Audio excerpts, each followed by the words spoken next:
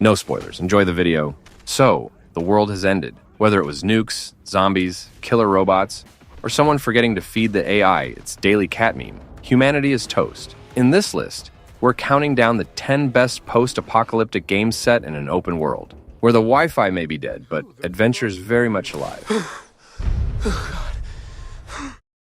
Metro Exodus 2019 takes the grim, claustrophobic survival horror of its predecessors and stretches it across the vast, terrifying expanse of a post-apocalyptic Russia.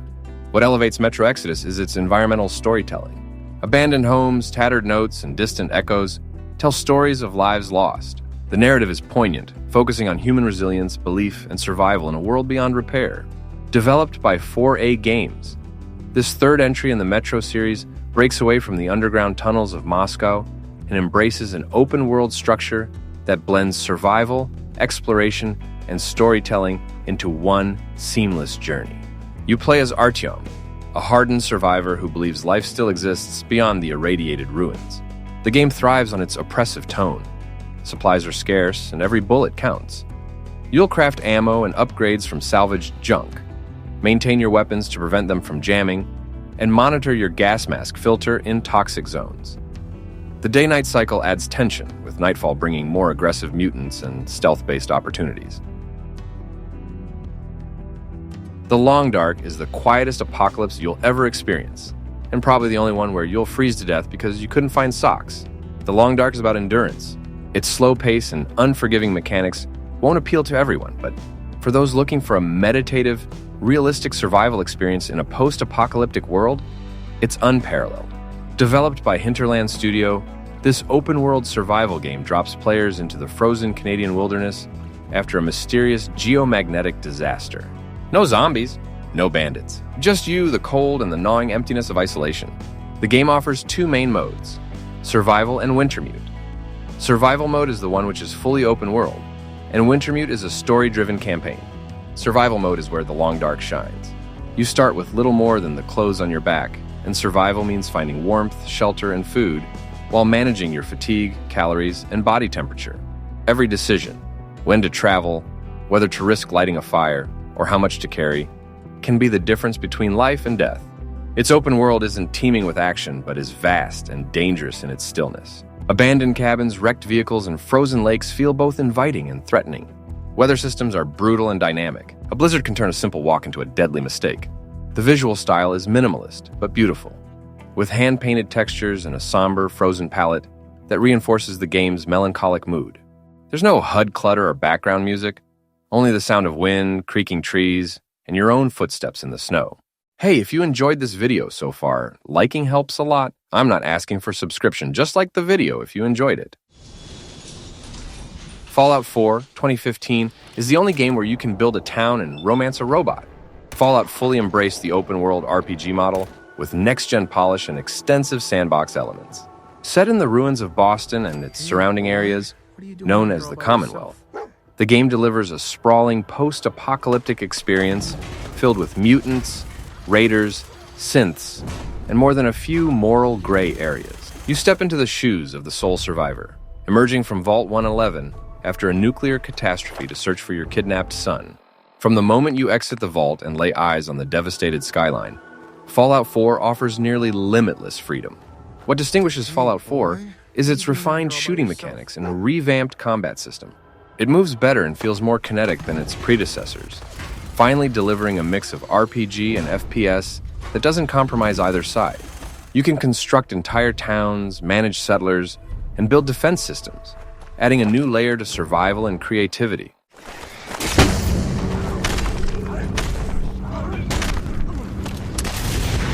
Avalanche Studios' Mad Max 2015 is one of the most underrated gems in the open-world post-apocalyptic genre.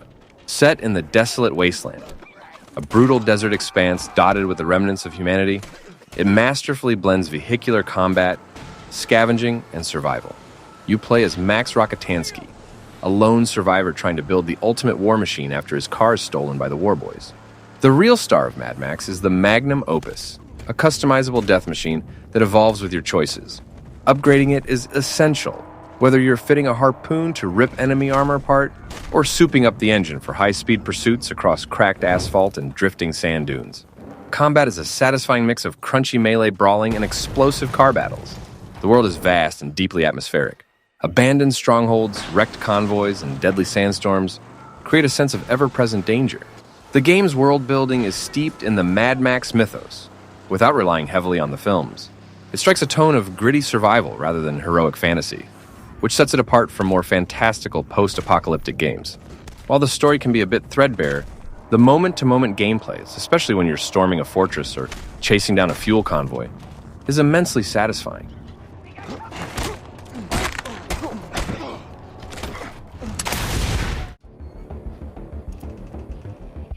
And who the fuck are you?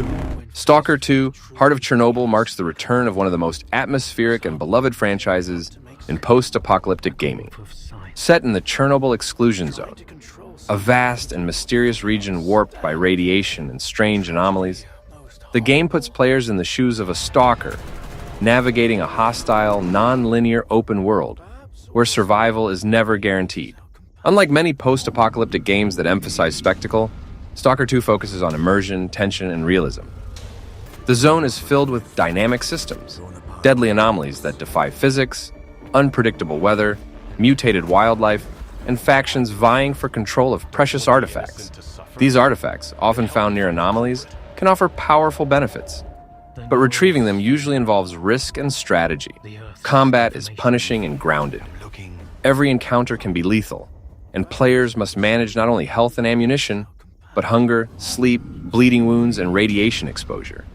Weapons degrade, resources are limited, and sound plays a critical role in staying alive. The game runs on Unreal Engine 5, delivering one of the most visually striking open-world environments in the genre. Dense forests, crumbling industrial ruins, and eerily silent villages make the zone feel alive in an uncanny, menacing way. 7 Days to Die blends open-world survival, crafting, tower defense, and zombie horror into a unique and constantly evolving post-apocalyptic experience.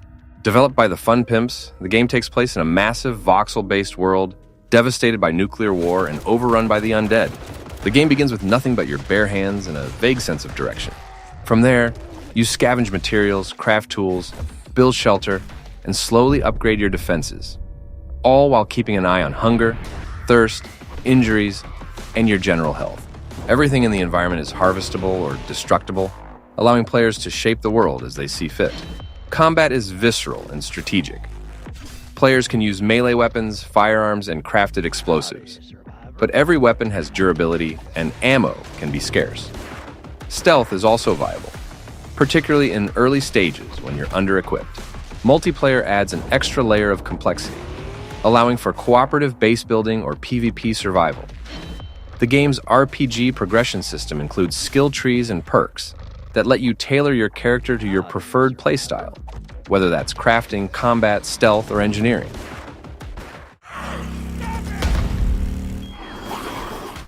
Days Gone is an open-world survival action game set in a bleak, post-pandemic Oregon, where the end of the world has turned most of humanity into ravenous, fast-moving creatures called freakers. Developed by Ben Studio, it combines narrative-driven gameplay with dynamic exploration and a brutal survival loop. You play as Deacon St. John, a biker-turned-drifter, trying to find purpose in a world that no longer makes sense. The game's world is vast and hostile. From overgrown forests and ghost towns to snowy mountain passes and burned-out highways, the environment is not just a backdrop, it's part of the threat. Combat is methodical and tense. Ammo is limited, weapons degrade, and the AI is aggressive.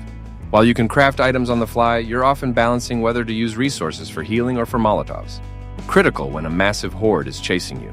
The game's dynamic horde system is one of its standout features. Hundreds of freakers can swarm you at once, forcing you to think tactically and use the environment to survive. Project Zomboid is one of the most detailed and uncompromising zombie survival simulators ever made. Set in a massive, open-world rendition of Kentucky after a zombie outbreak, the game's premise is brutally simple. This is how you died. The goal isn't to win, it's to survive as long as possible before the inevitable. The game's isometric perspective and pixelated visuals hide a remarkably deep simulation. Everything from hunger, thirst, and injury to depression and boredom must be managed. It's not just about killing zombies. It's about staying sane, warm, and fed while the world falls apart around you. Exploration is dangerous and methodical. Towns are full of loot, but every smashed window and open door risks drawing a horde. Zombies are slow but persistent and terrifying in groups. Sound and visibility matter. One wrong step, whether it's eating spoiled food or forgetting to turn off the oven, can snowball into a disaster. Crafting and base building are essential. You'll fortify safe houses, cook meals, purify water, and even set up rain collectors. The game features a dynamic world. Power and water eventually shut off, corpses decay, and the seasons change, making long-term planning crucial. Multiplayer adds another layer of tension, especially in PvP servers, where other survivors can be as deadly as the undead. And the modding community is enormous, offering everything from new maps and weapons to overhauled medical systems and vehicles. Project Zomboid is deeply rewarding for players who crave realism and slow-burn tension. DayZ is the ultimate test of trust, patience, and how well you can survive in a world where both zombies and humans are trying to kill you, often with equally unpredictable behavior. What started as an Arma 2 mod evolved into a standalone survival sandbox that remains one of the most intense, open-world post-apocalyptic experiences available. Set in the fictional post-Soviet country of Chernobyl, DayZ drops players into a sprawling open world ravaged by a deadly infection. The infected, not exactly zombies, but close enough, are a constant threat. But the real danger comes from other players. There's no hand-holding, no map markers, and no guarantees.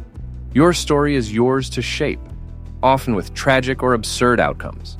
Finding a can of beans can feel like a major victory. You'll scavenge houses, hospitals, and military bases for supplies, carefully watching your surroundings for infected or bandits waiting to ambush. Combat is tense and tactical. Gunshots can be heard from far away, drawing unwanted attention. Melee weapons are viable but risky, and PvP encounters can end in everything from spontaneous alliances to sudden betrayals. Every interaction carries weight. Some of the most memorable stories in DayZ come not from missions, but from unscripted encounters with strangers. Dying Light 2 brings parkour-powered zombie survival into a new era, combining first-person action, open-world exploration, and a reactive narrative in a sprawling post-apocalyptic city. Set 15 years after the original game, civilization has crumbled, and what remains is a volatile mixture of survivors, factions, and the infected. You play as Aiden Caldwell, a wandering pilgrim searching for answers about his past. The city, not an unnamed European metropolis known simply as the city, is divided into districts and ruled by competing factions. Movement is the core of the experience. Parkour is smooth, fast, and essential. You'll climb buildings, leap across rooftops, swing from ropes, and use urban environments to avoid the infected and outmaneuver enemies. At night, the city changes completely. Zombies become far more aggressive, and venturing into dark zones offers greater rewards, but also extreme risk. Combat is visceral and weighty, with an emphasis on melee weapons. Crafting plays a big role, allowing players to modify weapons with fire, electricity, or poison.